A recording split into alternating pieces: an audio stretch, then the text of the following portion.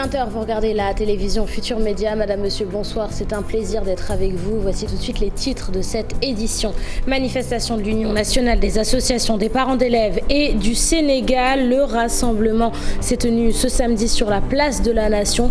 Un rassemblement dont l'objectif était de persuader les enseignants et le gouvernement à trouver un accord afin de permettre une sortie de crise pour le secteur de l'éducation. Ce samedi, les syndicats d'enseignants majoritaires et le gouvernement se sont également réunis en parallèle. La grève des enseignants est relancée à partir de lundi prochain et aucun consensus n'a été trouvé. Les détails en début d'édition. Composition des bureaux et des commissions des conseils départementaux et municipaux. 3 semaines après les élections locales, la loi sur la parité homme-femme n'est pas encore respectée au Sénégal, alors que plusieurs organisations de la société civile ont annoncé le dépôt de recours en annulation.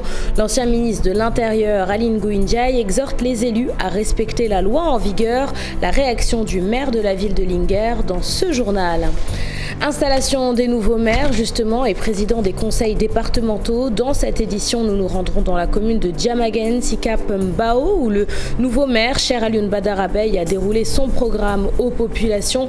Nous reviendrons également sur l'installation du président du conseil départemental de Linguère, Maître Amadouka, et du conseil départemental de Bakel, Mapatessi. Voilà pour les titres de cette édition. Restez avec nous, le développement, c'est dans une poignée de secondes.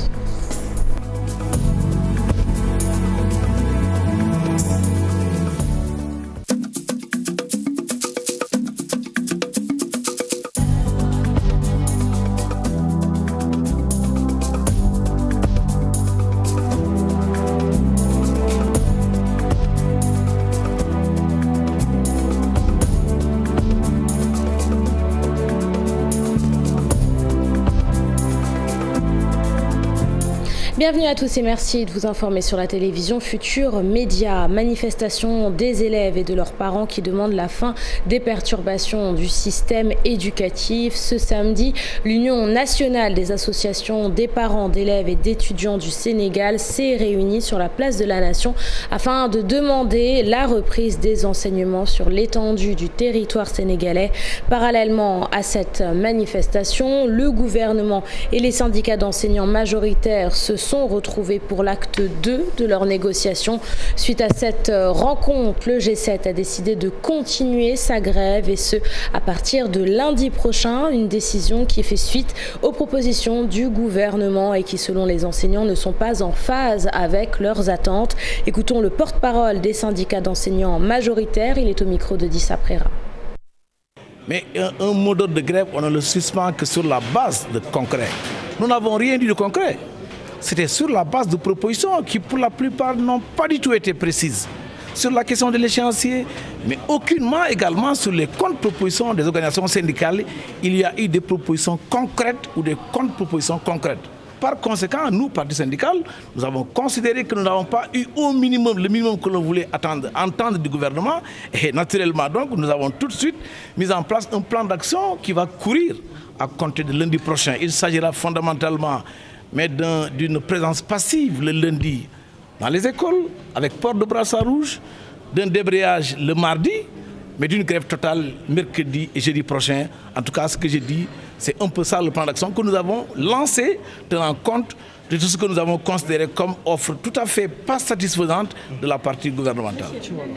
Et puis du côté du gouvernement, la défiscalisation de l'indemnité de logement, le relèvement de l'indemnité d'enseignement, du contrôle et de l'encadrement, autant de propositions du gouvernement, des nouvelles propositions qui, normalement, si elles sont mises en vigueur, devraient coûter à l'État près de 63 millions de francs CFA. Écoutons Abdoulaye Daouda Diallo, il est au micro de Dissa Prera. Tous les efforts qu'on a eu à faire et les propositions, je m'en vais vous citer certains, la défiscalisation par exemple de l'indemnité de logement, nous avons proposé de la défiscaliser à 100%. Nous avons proposé de relever l'indemnité d'enseignement de 50 à 60%. Nous avons proposé d'augmenter la prime scolaire de 100%. Nous avons proposé d'augmenter l'indemnité de contrôle aussi et d'encadrement, de façon significative pour au moins 75 000 francs de montant. Le relèvement aussi de l'indemnité de recherche documentaire sur la base de 50%, bien évidemment donc sur la base, des différents corps à ce niveau. La revalorisation aussi du point indiciaire. C'est là effectivement où vous en avez parlé, mais reconnaissons que tout ça contribue de façon générale à améliorer le revenu net, quand même, du salarié. Et nous pensons que c'est à ce niveau qu'il faudra plutôt apprécier la question de la revalorisation plutôt que de se limiter simplement à une revalorisation indiciaire. Je ne crois pas que ce soit la bonne méthode. Il faudra aller plutôt dans le sens où, le système de paiement va être de façon générale beaucoup plus amélioré plutôt que de travailler simplement donc sur un point ou deux points. Le gouvernement et les syndicats d'enseignants majoritaires qui se sont donc réunis ce samedi. Aucune solution de sortie de crise n'a été trouvée entre les deux parties et les enseignants qui annoncent donc la reprise de leur grève à compter de lundi prochain. Je vous le disais en titre, respect de la loi sur la parité homme-femme dans les conseils départementaux et municipaux. 7 ans après le rappel de la Chambre administrative de la Cour suprême, au Sénégal, la parité absolue n'est toujours pas respectée, alors que plusieurs organisations de la société civile ont annoncé le dépôt de requêtes en annulation. L'ancien ministre de l'Intérieur, Aline Ngouille Ndiaye, demande à ce que la loi sur la parité soit respectée. Réélu pour diriger la ville de Linguère, il s'est exprimé au micro de Mamadou Moustapha Ndiaye. Nous remercions les populations de Linguère qui nous ont encore une fois fait confiance pour nous porter à la tête du conseil municipal de Linguère pour la deuxième fois à l'issue des élections du 23 janvier 2022. Le préfet vient d'installer le conseil municipal et vient de m'installer en ma qualité de maire. L'engagement que j'avais pris durant la campagne, c'est ça que je réitère. Nous cesserons de travailler pour que Linguère change de visage et rayonne davantage comme elle ne l'a jamais fait. Nous pensons qu'avec l'équipe municipale qui est mise en place aujourd'hui, nous avons les qualités des ressources humaines requises pour hisser notre commune de l'avant.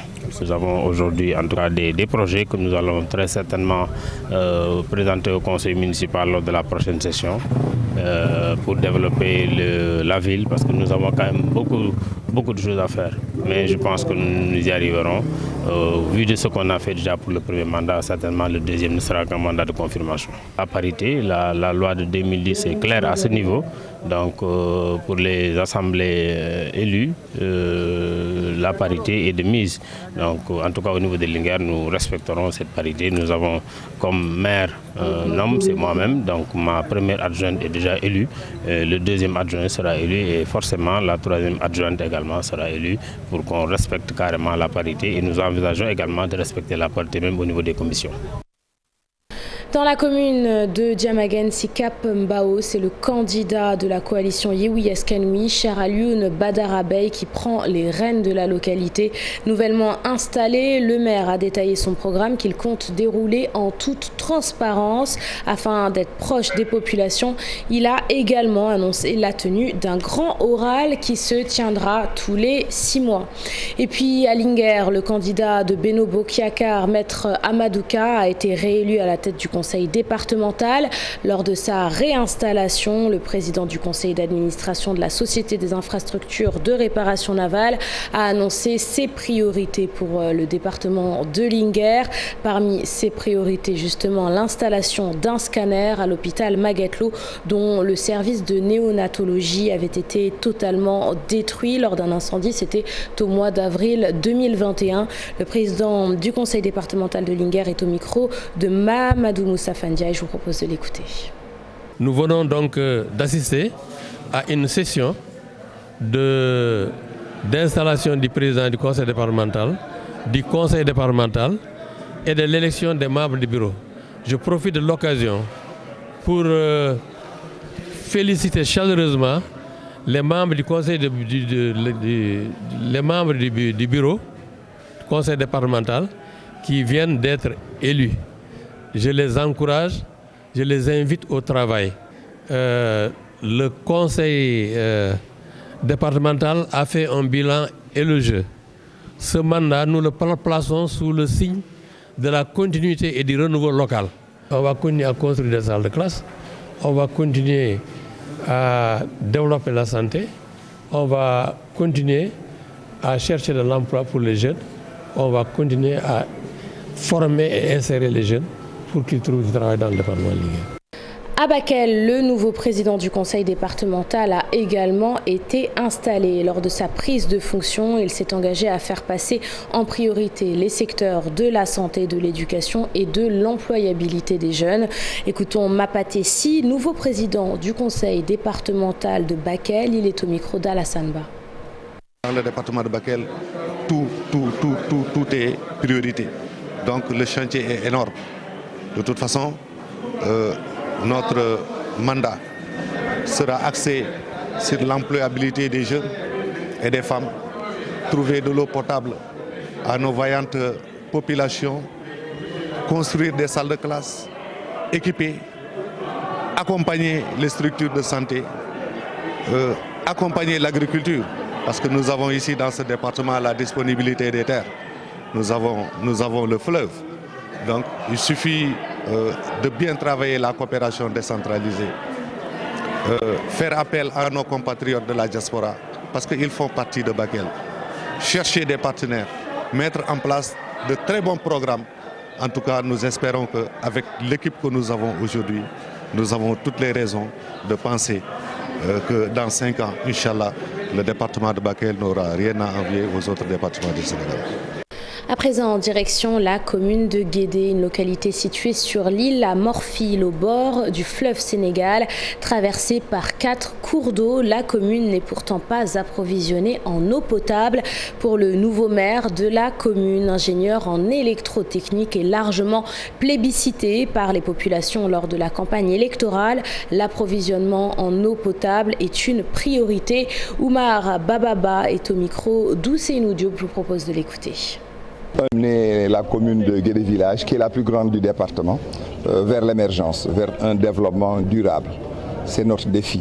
On a cité tout à l'heure 10 points, dont un accès universel à l'eau au bout des 5 ans de notre mandat, que tous les villages et tous les hameaux que compte la commune aient accès à l'eau potable. C'est le plus grand défi qu'on a. Je l'ai dit, on a un contrat de mandature, ça va être le guide, le plan d'action durant nos 5 ans. Comme je l'ai dit tantôt, on a la plus grande étendue en termes de communes de la région de Saint-Louis. Nous sommes la seule commune au Sénégal qui est traversée par 4 cours d'eau, et on va faire les aménagements qu'il faut avec l'aide de l'État, de la coopération décentralisée. Permettre, notre objectif, c'est que chaque foyer, chaque famille puisse disposer d'une surface d'1 hectare à 50 hectares. Et puis direction la commune de Ngoy dans le département de Diourbel. Sur place, les écoles doivent fonctionner avec des abris provisoires, ne disposent pas non plus de structures de santé adéquates, des conditions de vie très difficiles, vous pouvez l'imaginer, pour les populations rencontrées par nos reporters Babacar Diouf et Ndongo Ndiaye. La présence notoire des abris provisoires et l'absence de structures de santé publique préoccupent le nouveau maire de la commune d'Engoye dans le département de Diourbel. Il y a des abris provisoires toujours. Et ça, je pense que je sais que ce n'est pas normal. Et la population d'Engoye aussi sait que ce n'est pas normal.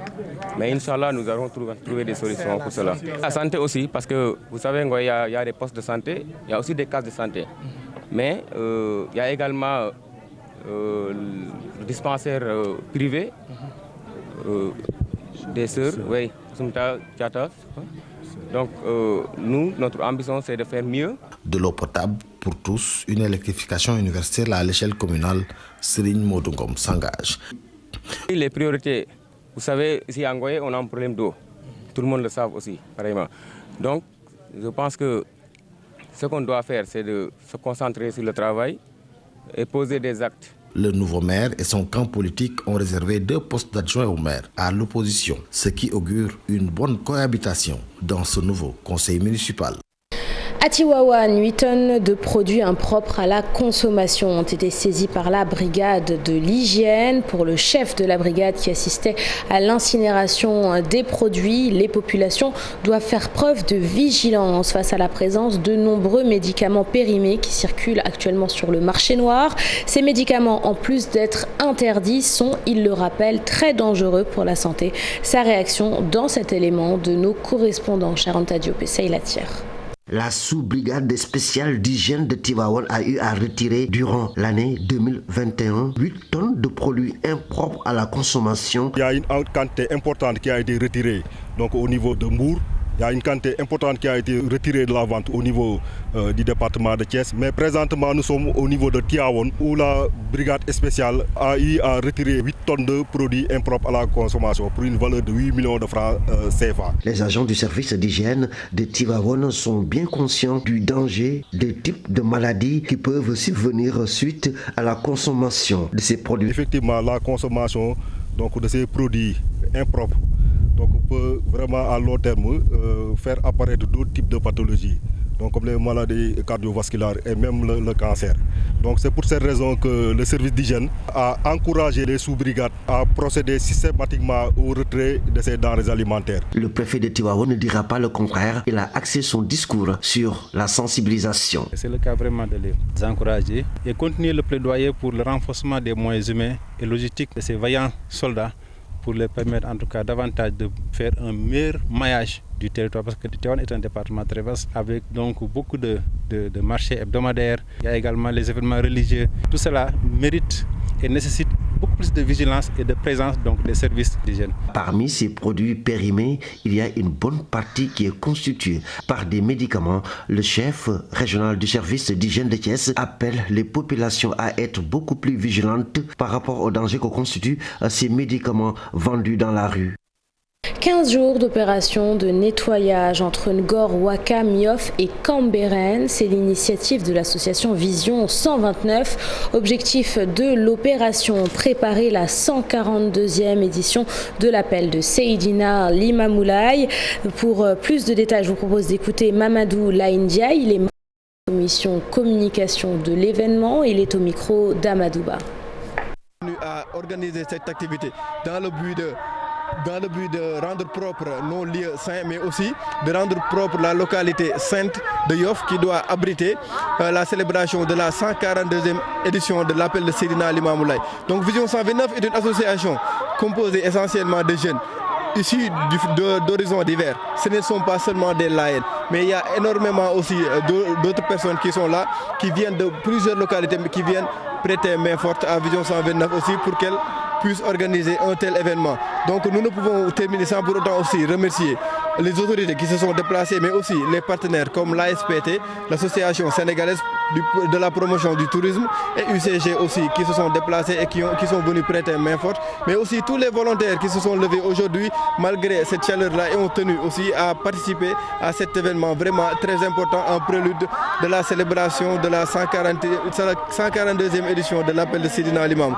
Ce ne sont pas seulement des journées de nettoyage, mais il y a aussi des journées d'action sociale qui seront organisées, Inch'Allah, à la fin de ces nettoyages.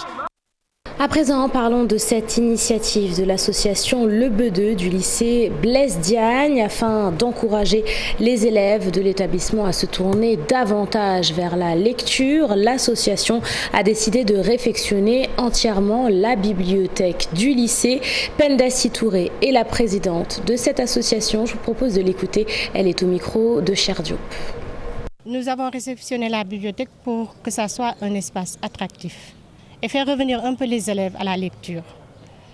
Les inciter, c'est vrai que maintenant avec la nouvelle technologie, les élèves sont devenus paresseux, mais nous les incitons à revenir, à lire leurs œuvres au programme, à utiliser les romans qui sont là, utiliser la bibliothèque pour faire des recherches documentaires, préparer leurs devoirs et leurs exposés. Donc vraiment, nous aimerons que les générations futures et tous les promotions qui ont été ici au niveau du lycée Blaise Diagne, qu'ils aient le même concept que nous pour que les gens puissent redorer l'image de notre lycée. Et c'est la fin de cette édition. Merci de l'avoir suivi. Merci de votre fidélité. Je vous souhaite de passer un excellent samedi soir en compagnie des programmes de la télévision Futur Média.